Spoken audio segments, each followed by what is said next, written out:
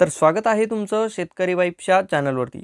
तर पोलीस उपनिरीक्षक या पदासाठी मर्यादित विभागीय स्पर्धा परीक्षा या स्पर्धा परीक्षेस मान्यता देण्यात आलेली आहे आणि ही स्पर्धा परीक्षा देखील आता लवकरच होणार आहे। तर मान्यता देण्यात आलेला जी.आर देखील निर्गमित करण्यात आलेला आहे। तर या जी.आर मधून आपण या स्पर्धा परीक्षेसंदर्भातली सविस्तर माहिती यामधून जाणून घेणार आहोत। जसं की या परीक्षेमध्ये पात्र असणारे उमेदवार, त्यानंतर वयोमर्यादेची अट, त्याचबरोबर अंतिम ज्येष्ठता यादी ही केव्हा लागणार आहे या संदर्भातली सविस्तर माहिती ही माहिती आपण पाहणार आहोत। माहिती समजण्यासाठी हा व्हिडिओ शेवटपर्यंत नक्की पहा आणि माहिती आवडल्यास आपल्या चॅनलला सबस्क्राइब करून या व्हिडिओला एक लाईक नक्की करा। तर तुम्ही पाहू शकता हा आहे तो जी.आर आणि या जी.आरचा विषय पोलीस उपनिरीक्षक पदासाठी मर्यादित विभागीय स्पर्धा परीक्षा आणि हा जी.आर दिनांक 1 सप्टेंबर 2025 रोजी निर्गमित करण्यात आलेला आहे। त्यानंतर या जी.आरची प्रस्तावना आहे। या प्रस्तावनेनंतर येथे शासन निर्णय देण्यात आलेला आहे। तर या शासन निर्णयामध्ये या स्पर्धा परीक्षेची जी मान्यता देण्यात आलेली आहे त्याविषयीची माहिती ही देण्यात आलेली आहे। तर महाराष्ट्र लोकसेवा आयोगामार्फत MPSC पोलीस शिपाई ते सहाय्यक पोलीस उपनिरीक्षक या संवर्गातील पात्र उमेदवारांसाठी घेण्यात येणारी पोलीस उपनिरीक्षक पदासाठीची मर्यादित विभागीय स्पर्धा परीक्षा या विभागाचा शासन निर्णय दिनांक 25/2/2022 अन्वये रद्द करण्यात आली होती। आता दिनांक 25/2/2022 च्या शासन निर्णयातील परिच्छेद 7 या शासन निर्णयाने रद्द करून पोलीस उपनिरीक्षक पदासाठीची मर्यादित विभागीय स्पर्धा परीक्षा ही पुन्हा सुरू करण्यात येत आहे। त्यानुसार पोलीस उपनिरीक्षक संवर्गातील पदे यापुढे 50° त्याच्यानंतर तुम्ही 25 व 25 अशा प्रकारे सरळ सेवा मर्यादित विभागीय स्पर्धा परीक्षा ही या प्रमाणात भरली जातील। या शासन निर्णयाने ही जी उपनिरीक्षक या पदासाठी जी मर्यादित विभागीय स्पर्धा परीक्षा आहे या स्पर्धा परीक्षेत मान्यता देण्यात आलेली आहे आणि यासाठी जी या संवर्गातील पदे आहेत ती 50, 25, 25 अशा प्रकारचे येथे देण्यात आलेली आहेत। तर ती पदे देखील कोणत्या पदासाठी किती पदे उपलब्ध आहेत, किती टक्के पदे उपलब्ध आहेत त्याविषयीची माहिती सविस्तर माहिती ही देखील खालील रकान्यात दिलेली आहे। ही आपण आता समजून घेणार आहोत कशा प्रकारे आहे। तर तुम्ही येथे पाहू शकता येथे अनुक्रमानिका आणि एक तक्ता दिलेला आहे। पद भरती प्रकार, येथे पद भरतीचा प्रकार आहे आणि पदांची टक्केवारी आहे। कोणत्या पदासाठी किती टक्केवारी यामध्ये जागा ह्या उपलब्ध आहेत त्यामध्ये महाराष्ट्र लोकसेवा आयोगामार्फत सरळ सेवा जी भरती आहे त्यासाठी 50% या पदांची टक्केवारी असणार आहे। महाराष्ट्र लोकसेवा आयोगामार्फत आयोजित मर्यादित विभागीय स्पर्धा परीक्षा LDCE पोलीस शिपाई, पोलीस नाईक, पोलीस हवालदार व पोलीस सहाय्यक पोलीस उपनिरीक्षक याच्यासाठी 25% पदांची टक्केवारी ही या भरतीमध्ये असणार आहे। पदोन्नती, ज्येष्ठता व गुणवत्ता यांच्या आधारे याच्यासाठी देखील पदांची टक्केवारी ही 25% असणार आहे। अशा प्रकारची ही माहिती येथे देण्यात आलेली आहे। आणि त्यानंतर येथे आहे पात्रता। तर या स्पर्धा परीक्षेसाठी असणारी पात्रता यामधील ही माहिती देण्यात आलेली आहे। जी महत्त्वाची ठळक माहिती आहे ती आता आपण येथे जाणून घेऊयात। तर सदर परीक्षेसाठी सध्या स्थितीत पोलीस शिपाई, पोलीस नाईक, पोलीस हवालदार, सहाय्यक पोलीस उपनिरीक्षक या पदावर कार्यरत असलेले कर्मचारी पात्र राहतील। तर ही जी मर्यादित विभागीय उपनिरीक्षक पदासाठी जी भरती घेण्यात येणार आहे या भरतीमध्ये कोणकोणते जे अधिकारी आहेत ते पात्र असतील तर त्यामध्ये आहे सध्या स्थितीत कार्यरत असलेले पोलीस शिपाई, त्याचबरोबर पोलीस नाईक, पोलीस हवालदार, सहाय्यक पोलीस उपनिरीक्षक या पदासाठी जे आहेत ते पात्र असणार आहेत।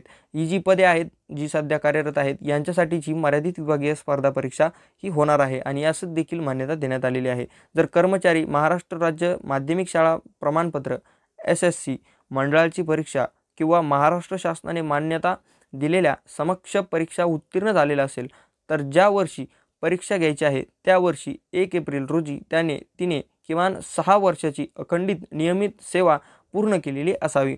तर ही देखील एक पात्रतेची अट आहे की त्याची जी सेवा आहे ती 1 एप्रिल रोजीपासून त्याने किमान 6 वर्ष अखंडित म्हणजेच कुठे एक अशा प्रकारची खंड न पावता त्याने ती सेवा ही पूर्ण केलेली असावी तरच तो या स्पर्धा परीक्षेमध्ये पात्र असेल। जर कर्मचारी महाराष्ट्र राज्य उच्च माध्यमिक शाळा प्रमाणपत्र HSC मंडळाची परीक्षा किंवा महाराष्ट्र शासनाने मान्यता दिलेल्या समकक्ष परीक्षा उत्तीर्ण झालेला असेल तर ज्या वर्षी परीक्षा घ्यायची आहे त्या वर्षाच्या 1 एप्रिल रोजी त्याने किंवा तिने किमान 5 वर्षाची अखंडित नियमित सेवा पूर्ण केलेली असावी। अशा प्रकारची देखील येथे मान्यता देण्यात आलेली आहे। जो कार्यरत कर्मचारी आहे त्याने जर उच्च माध्यमिक शाळा प्रमाणपत्र HSC मंडळाची परीक्षा किंवा महाराष्ट्र शासनाने मान्यता दिलेल्या समक्ष परीक्षा उत्तीर्ण झालेला तो असेल तर त्याने किमान 1 एप्रिल रोजी तो 5 वर्षाची सेवा त्याने ती अखंडित पूर्ण केलेली असावी। अशा प्रकारची अपडेट, अशा प्रकारची पात्रता ही देखील या स्पर्धा परीक्षेत असणार आहे।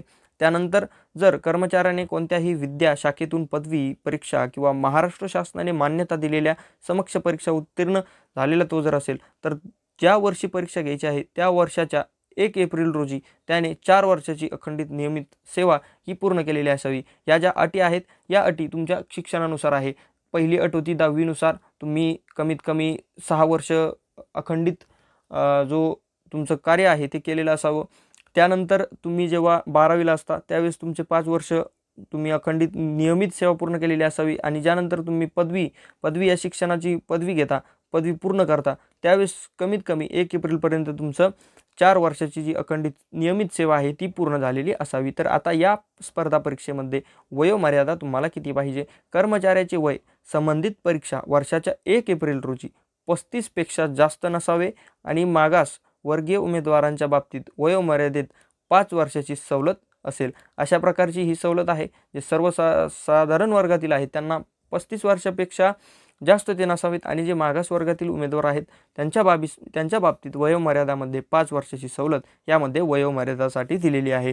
तर येथे दक्षता प्रमाणपत्र आहे याविषयीची माहिती येथे देण्यात आलेली आहे। सदर परीक्षेसाठीचा अर्ज सादर करताना दक्षतेच्या दृष्टिकोनातून कर्मचाऱ्याविरुद्ध कोणतीही विभागीय चौकशी, फौजदारी कारवाई सुरू नसावी। तर दक्षता प्रमाणपत्र याच्यात काय माहिती असणार आहे याविषयीची आता आपण थोडक्यात माहिती तुम्हाला जे याच्यातून समजून घ्यायचं आहे ते सांगूयात। म्हणजेच जो सदर परीक्षेसाठी अर्ज करणार आहे त्याच्यावरती कशाही प्रकारचा खटला, फौजदारी एखादी अडचण किंवा कोणत्याही विषयाची एखादी करप्शनचा असेल किंवा कोणताही सक्त ताकीद असेल त्याला तशा प्रकारची कोणतीही हानी झालेली नसावी, कोणत्याही प्रकारची केस त्याच्यावर नसावी अशा प्रकारचं दक्षता प्रमाणपत्र हे त्याला सादर करावायचं आहे। त्यानंतर यामध्ये त्याविषयीची मुद्दे देण्यात आलेले आहेत। त्या मुद्द्यांमध्ये काय माहिती आहे ते देखील आता आपण येथे पाहूयात। तर पोलीस महासंचालक महाराष्ट्र राज्य हे पोलीस उपनिरीक्षक संवर्गातील बिंदू नामावरील नुसार रिक्त पदांचा आढावा घेतील। पुढील 1 वर्षापर्यंत पदोन्नती, सेवानिवृत्ती व भविष्यातील अन्य कारणामुळे रिक्त होणाऱ्या सर्व पदांसह आणि दरवर्षी 1 जानेवारीपर्यंत गृह विभागाला मागणी पत्र सादर करतील। ती त्यांना द्यावयाच्या ज्या सूचना आहेत त्या देखील येथे देण्यात आलेल्या आहेत। तर अंतिम गुणवत्ता यादी, सदर परीक्षेची गुणवत्ता यादी ही लेखी परीक्षा व शारीरिक चाचणी परीक्षेमध्ये मिळालेल्या गुणांची बेरीज करून तयार केली जाईल। खुल्या आणि राखीव प्रवर्गासाठी मर्यादित विभागीय स्पर्धा परीक्षेची किमान आर्द्रता गुण कट ऑफ मार्क महाराष्ट्र लोकसेवा आयोगाद्वारे निश्चित केली जाईल। सदर परीक्षेसाठी कोणतीही परीक्षा यादी असणार नाही। अशा प्रकारची माहिती ही अंतिम गुणवत्ता यादी याबद्दल देण्यात आलेली आहे। तर स्वयं घोषणापत्र यामध्ये असणार आहे। मर्यादित विभागीय स्पर्धा परीक्षेसाठी अर्ज करणारा कर्मचारी त्याच्या अर्जासोबत परिशिष्ट अ मध्ये दिलेल्या नमुन्या अंतर्गत स्वयं घोषित पत्र सादर करेल। अशा प्रकारच्या ही माहिती ही आहे इथे देण्यात आलेली आहे। तर ह्या भरतीसाठी जी महत्त्वाची माहिती आहे हे तुम्ही पाहू शकता। उमेदवाराचं स्वयं घोषणापत्राचा नमुना कशा प्रकारे असणार आहे याविषयीचा नमुना येथे देण्यात आलेला आहे। त्याला कशा प्रकारचं पत्र हे सादर करावे लागणार आहे। तर या स्पर्धा परीक्षेमध्ये जी महत्त्वाची माहिती आहे म्हणजेच ही स्पर्धा परीक्षा जी मर्यादित विभागासाठी होणार आहे यामध्ये टक्केवारी पदांची किती असणार आहे ती आपण पाहिलेली आहे। 50, 25, 25 अशा प्रकारची टक्केवारी ही विविध पदांसाठी देण्यात आलेली आहे।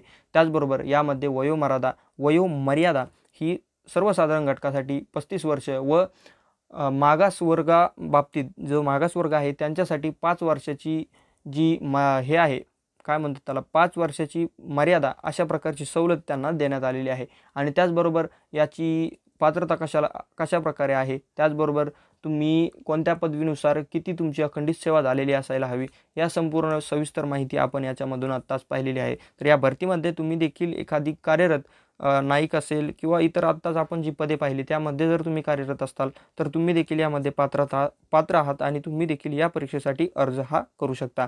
तर ही होती माहिती या संदर्भातली सविस्तर। ही माहिती जर तुम्हाला आवडली असेल तर आपल्या व्हिडिओला एक लाईक करा, म्हणजेच तुम्हाला अशा अपडेट्स या पोहोचत राहतील। धन्यवाद।